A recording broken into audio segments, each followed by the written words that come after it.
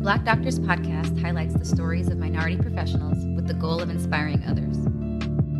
If you like what you hear, please subscribe and share with others, because the next generation can't be what they don't see. Tune in every Monday to hear our stories told by us. Hello and welcome back to the Black Doctors podcast. Today I'm privileged to be speaking with Dr. Jason Campbell, the TikTok doc, as some may know him. He is an anesthesiology resident physician, and so glad he's able to come on the show and speak with us. Dr. Bradley, hey, my man, really appreciate you having me. I'm excited for what we're going to discuss today. Awesome. And of course, your specialty is near and dear to my heart. I was in your shoes not too long ago, but why don't you tell them, what is life like as a resident anesthesiologist? Sure. Well, as a resident anesthesiologist, in the grand scheme of things, I'm training to be a staff anesthesiologist one day, to be faculty in the world of academia and in academic medicine one day. For me, I want to be a pediatric anesthesiologist, so that's going to be a fellowship that I'll complete after my residency training. And right now it's somewhere between 6:30 a.m. to 5 p.m. Give or take every day, taking care of patients in the operative experience. And so that can mean in the perioperative arena. So before a surgery, make sure they're safe, comfortable, they understand what the next few minutes or hours is going to entail, and how we're going to keep them safe during surgery or in the intraoperative arena, and then post-op, making sure their nausea is controlled if they have any, and other things like that. Pain obviously being a big one, and so it's really a very specialty, as unique as that may be, and definitely something that I treasure and never take for granted. And you're in your CA2 year? That's correct. So yeah, I'm post-grad year 3, or my clinical anesthesia year 2. And then, as I recall, that's the year you're doing a lot of different subspecialty work. So kind of what areas are you rotating through this year? That's right, yes. So this year we get a chance to go through most of our subspecialty work. So that'll be everything from obstetric anesthesiology to pediatric to cardiac anesthesiology. We'll do cases that focus on neuro anesthesiology as well. And then, of course, we have our adult pain, both acute and chronic. So we really get a chance to see a variety of things. That's the thing about anesthesia I tell a lot of my mentees, and I definitely want to make sure I mention it on this show, is that if you want to be a cardiac, if you want to be focused on cardiac and the heart and maybe even some of the pulmonary systems, but you don't want to be a cardiac surgeon, you can do cardiac anesthesiologist. You love women's health, but you don't want to be an OBGYN. How about obstetric anesthesiology? For me, I love kids. I don't want to be a pediatrician. That's not my forte. But pediatric anesthesiology, boom. So anesthesiology, as Dr. Bradley will tell you, and I think agree with me, allows and affords you a lot of different opportunities to be fulfilled. I must say, you left out my pride and joy, the intensive care unit. Man, the ICU area, there's not a better way to get to be an intensivist and to get to critical care medicine than going through anesthesiology, because then when it comes to the lines and all the different skills that one would need, you've actually done a lot of them in your anesthesiology training. So those become second nature as far as doing those procedures and stuff. So yeah, I think that's another one that's obviously huge. Yeah, it's definitely a bit of an acquired taste, I guess. Oh, to say the least. Speaking of ICU, though, especially with this COVID-19 pandemic that we've had, how has that affected your training as a resident? I was telling someone this, that with COVID, it became that you weren't just the physician there to provide sedation or provide some form of anesthesia to safely get a patient through surgery, but you became the friend, the loved one, the family member to hold their hand, to ensure that their blanket was warm enough, just to do the little things. Because there was a time there, like I know some institutions still are under this, where patients were not allowed to have anyone in the hospital. Mm-hmm. So remember so that was what was so unique. So it wasn't just about, protecting ourselves and protecting the patients. Of course, yes, N95 mask or other things of that nature, but really about this idea of being there for someone and just realizing that it's more than just the degree. it's more than just what you're going to do for them while they're asleep, but how are you going to get them into that space feeling comfortable and trusting you? Yeah, it's good. I had not heard that perspective before, and thanks for sharing, and thanks for all you're doing. Hey, my pleasure. Yeah, I mean, I think that, with my writing and with other things like that, I just always try to reflect on every day and reflect on how it is that interactions, how I see others, how others see me. So let's go back in time a little bit. When did you decide to become a physician? How old were you? I always tell people when you decide that you want to and when you decide that you have what it takes to, may be the same year or it may be different. So Yeah. one and two high school. I was somewhere between, I would say, 15, 16, decided that I had what it would take to really fulfill this dream. Oh, that was definitely probably during my master's degree, when I was procuring my master's in physiology from George Mason and Georgetown universities. And that is when I was 23. Hmm. So definitely almost a decade of difference, and as I tell people, Wow. be patient with yourself. We're not always the age that we need to be to accomplish the goals and the dreams that we have for ourselves. Yeah, it's a good way to put it. I know you went to the Emory University for undergrad. That's absolutely right. Yep, I was in Hotlanta, Decatur, Georgia. If you know it, the 404, 678, and enjoyed my time there very much. And I mean, that set me up for a lot of what I've been able to accomplish and achieve. And, and my high school really set me up for Emory. And so it's just, like I said, I'm always just being very gracious and full of gratitude for those that helped me get to where I am today. Before the TikTok doc, before any of that stuff, it was just a guy who had a dream and a goal, who wasn't the best test taker, that just wanted and needed people that believed in him. For times where I didn't even believe in myself, or for times when I feel like the journey seemed impossible or not worth it. And I have a lot of those people that have been in my corner the whole way. Yeah, I know in your writing, you talk a lot about the importance of your family. How did they help you get through the tough times? I think that my dad's just a laid back brother, laid back guy, but always supportive and just letting me know he's here for me at all times. And then my mom has always been, and my father as well, like, they never pushed me any which way, but whatever way I wanted to go, they then helped push that, Mm-hmm. So they said, if that's your goal, we'll help you get there. Whether that was tutors or helping me find a mentor, like my advisor from Georgetown, my mom said, hey, my son's got a lot of energy. If you can just help him curtail it, I think it can be something really special, and so little things like that, definitely a blessing to have parents like that. And then and at Emory, you were balancing life as a student athlete as well as following this pre-med coursework. So how did you make that work? Yeah, and so you know what? This is a great point, that when I was at Emory, one thing that I realized looking back is that I just realized, and it all worked out, but it's important when you're a mentor to look back at what you would have done differently or what you could have done better, so you can help those maybe avoid some pitfalls or some things that I succumbed to. And so for me, when I look back at it, I realized that I just wish I had spent a little bit more time on like a Friday night or even Saturday evening, maybe before I went out to a party or out on the town, in the library.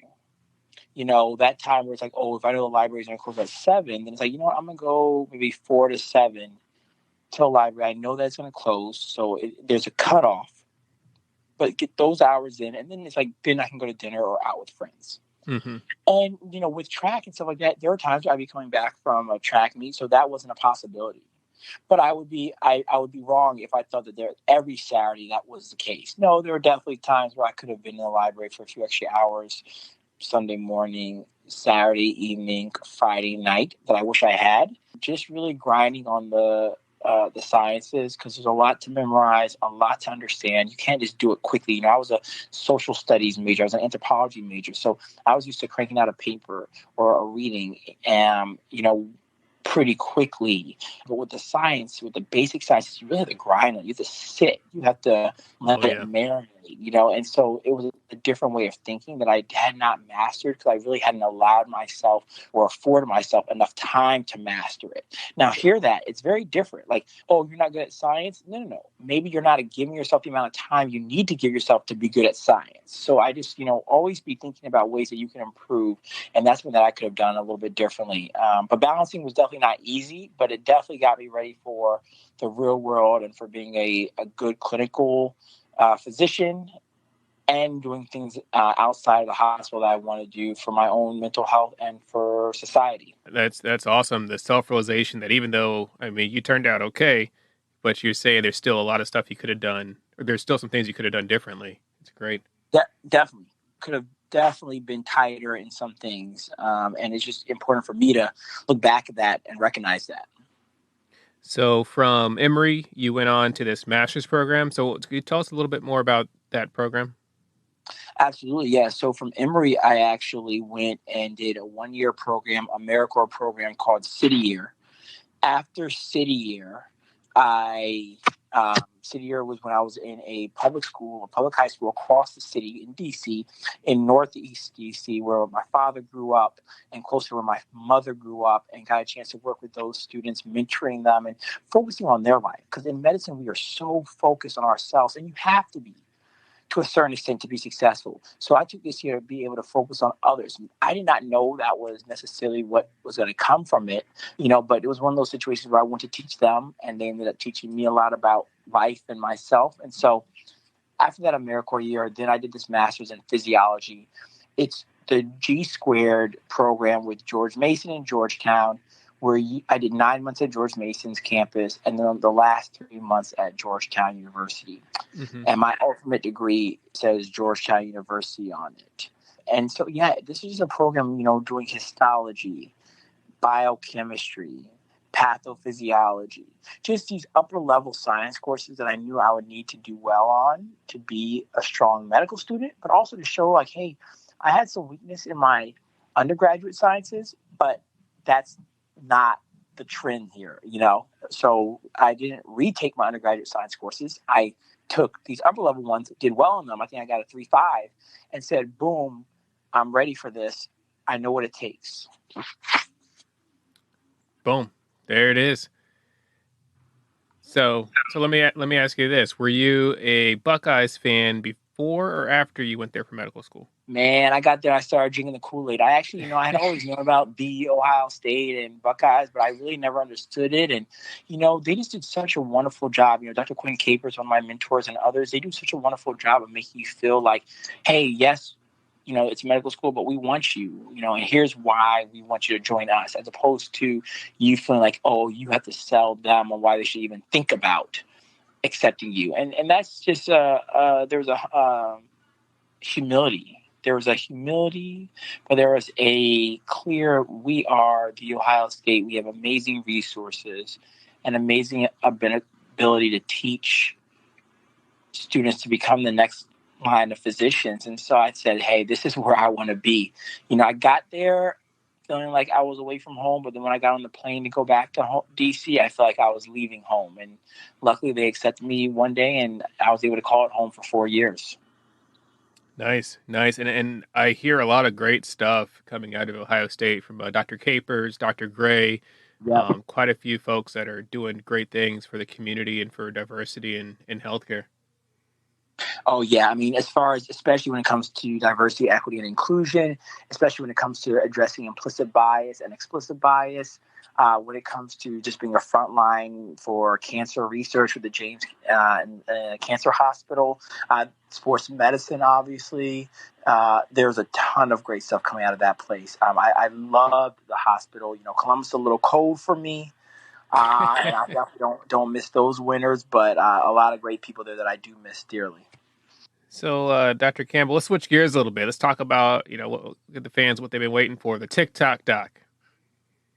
Oh, man, I'm trying to retire. Yes, sir. So, I am, this is, take me back to my days at Ohio State, some light dancing in the hallway. There was one of the transplant surgeons, Dr. Latifa Sage-Silsky, who had, I think, been a dancer in her younger life, and doing a little step ball change with her and joking around. And I just was like, you don't have to. You can take your job seriously, but you don't have to take yourself too seriously. And she showed me that first and foremost, and I was like, that's how I want to be. And so, get out here and we're in Oregon, and I'm just doing a little dancing and trying to relate back to the Black youth. And COVID comes up, and next thing you know, people are like, "Oh, this is kind of cute," and you're in the hospital, and doctors with some rhythm or whatever's going on there, or some without rhythm. And so it was really just right place, right time, and very gracious by the accolades and honors. But it was just a moment to have a little reprieve, a little smile after countless hours and long days. Yeah, so with TikTok, so how do you decide what you post? Because obviously, being in residency, you've got your program looking over your shoulder and your attendings and all that. So I'm sure you had to be somewhat intentional on the content that you create. How did you navigate that? Yeah, I mean, always. I mean, gosh, how many TikTok songs are either lewd in their language, or their insinuations, or curse words? I mean, so obviously, definitely picking language that was clean as far as the words go, things that were tasteful, and that's kind of always been my MO. Just things that a 7-year-old could look at and smile, your grandma could watch and sing along with, and that's always been what I've thought about. And yeah, that means that there are a lot of dances I don't do, and I definitely don't post them on a public forum. But that's part of the gig. It's just realizing what you stand for and making sure that it's in alignment with who you are and who you want the world to see. I'll tell you what, we'll start this TikTok dot OnlyFans, and you can put the other content there. Hey, shoot, you try to get brother caught up. I love it though. No, it's all great. I love We'll it. donate the proceeds to charity. Yeah, there you go. There you go. But seriously, so with your residency schedule, how did you coordinate making the content? And then there was quite a few interviews that you ended up doing. How did you get the time to do all that? Yeah, I mean, it is really lucked out. Some of that stuff was definitely, with everything was with the support of the hospital and my program. But I think it was just kind of making sure that, like, hey, like, you don't want this to infringe on patient care. You don't want this to infringe on the reason that you're there. Everything else is extra, and I think it's always reminding myself that and knowing that, and as I move forward, it's like patient care, safety number one. Mm-hmm. Anything else is great, as long as it's not detracting from that. But if anything, interviews and stuff like that comes in that way, then then you got to just kind of abort. And so that was my mentality, and that's what I did. And yeah, it was a busy April, to Yeah. say the least. But it was nice. It was worth it, and yeah. Yeah. Well, I mean, the country thanks you, obviously, right? You did a great job of navigating that platform, as evidenced by your appearance on the People's Choice Awards. You were on the Doctor's TV show, as well as multiple news channels. Oh my God, for a little bit there, like every week, I was seeing you on what, Good Morning America, all the Too much. above. You're like, this guy. Yeah, yeah. No, it was a huge blessing, something that I'll never forget. Who knows where life will take me, but that was definitely a time that I will always cherish, for sure. Awesome. But I know throughout it all, you still brought your TikTok message back to, you had a quote that you kept saying that it wasn't about the dancing, it was about something more. What was that saying? Yeah, for me, it was about the chance to reach back to specifically those who look like me, younger boys of color, that know that, hey, I know I can bust a move on the dance floor. I know that I have the moves. I can get jiggy with it. Well, you also can be a physician. You also could be an anesthesiologist, when you're a pediatric anesthesiologist.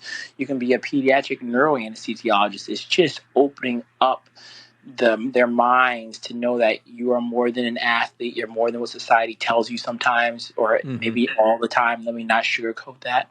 And so that's what it was always about. And that's something that people didn't get then. Some won't get that now. But I know that those that I'm trying to reach, that deliver that message to, that they'll understand. Awesome. And that brings us to the writing and the blogging that you do, because you've been writing for quite a while. and you've gotten published in quite a few newspapers and journals. What's your main goal with the pieces that you write? Where does it come from?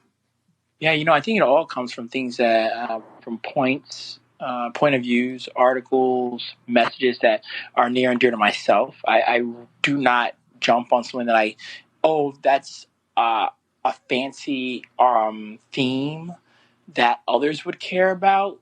But if it's not something that I feel very passionate about, I'm not even going to put my pen down. So it's always something that has, there's been some reflection, whether while I was out on my run, or walking to the hospital, that I'm like, you know what, this is a topic that I really, really need to hit on, and so that's where it starts. And so, Black men in medicine or in America, societal issues, race, more than an athlete, just themes that have always been important to me, or themes that I've lived. Lived experiences are so easy to write about. Well, easier, if you will. Mm-hmm. And then I just realized that I had a God-given talent to be able to put some of this stuff down on paper in a way that people could relate to it and desiring to read it. And I said, well, let's not waste that talent, and let's see where it goes. And so that's kind of where it came up. And so, jcofthedc.blog is where you can find my articles, or www.drjcofthedc.com. That's drjcofthedc.com. And, I'm going to keep writing, and I haven't put out a piece recently, but I'm thinking about, as we move into 2021, I'm thinking, what are some things that we need to tell each other, or things to look forward to, or things that we want to accomplish? Because you got to remember, 2021 is not all of a sudden just going to be a brand new mural when, when we just splash paint all over the mural of 2020. We need to clean it. We need to repaint it. It's going to take effort. We have to know that we are going to have to put a lot of work into making 2021 what we want it to be. Oh, that's incredible. I was going to ask you, as we head into this new year, what do you see it bringing for yourself, for society? I know 2020 was rough, obviously, for a lot of us. What do you see in the horizon for this new year? That's a great question. What would you like to see? Let me put it that way. Yeah. Definitely trying to, work and navigate and figure out what a pediatric anesthesiology fellowship is going to look like. I think trying to figure out, is this going to be a time where I start to look to move back closer to home, closer to the East Coast, closer to Washington, D.C. I think that this is going to be a time where I am going to look to just make sure that I'm becoming the strongest anesthesiologist that I can be in my training, and really putting my foot down there, and allowing myself to write some, but really to focus more on becoming a better writer, writing more efficiently. I just got a book for Christmas, The Writing Tools, looking at different ways that you can create greater emphasis from sentence to sentence, making sure that paragraphs don't have any unwasted words. Everything's just concise. I think I'm trying to live my life like that. I keep it simple, but really, enthusiasm. Don't waste energy or effort. Really put everything forward. And so that's what I'm looking for 2021. How about you? I know you're the question asker, but I thought I was... Yeah, that's good. A part of it is this podcast. Started it last year, so definitely going to work a little harder, put out maybe 2 episodes a week, and delve into some of the other issues I care about, like medical ethics and healthcare disparities, and applying to critical care fellowships. So hopefully get some interviews and get a program locked down later in the spring. I love it. Any program would be lucky to have you, man. We've never met in person, but I've had the ability to get to know you and from afar, and I've just been very impressed. Awesome, man. I appreciate it. It's very, very kind. Dr. Campbell, thank you so much for coming on the show and just sharing a little bit of your life and your story. It's super inspiring to kind of see the person you are behind all the TikToks, behind the news channels. Where can folks, I don't even know if I need to drop your information, but where can folks find you? Yeah, no, I appreciate that, man. No, I'm DRJC of the DC at all of my platforms, including TikTok. I know I'm a TikTok doc, but it's Dr. JC of the DC. Instagram, Twitter, Facebook, TikTok. LinkedIn, Jason Campbell, where you'll find some of my blogs, and www.drjcofthedc.com, and that has all my information in one central place.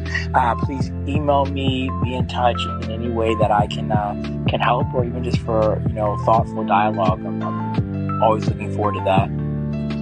Awesome. Dr. Campbell, thank you so much for joining us on the Black Doctors Podcast. Dr. Bradley, my pleasure. Thank you. The Black Doctors Podcast is a nonprofit, volunteer passion project with the goal of inspiring all who listen. Tune in next week for another episode of the Black Doctors Podcast with Dr. Stephen Bradley,